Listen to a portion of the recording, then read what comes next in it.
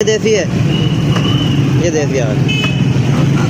कितने का है एक? 500 रुपये, 40 रुपये का एक है।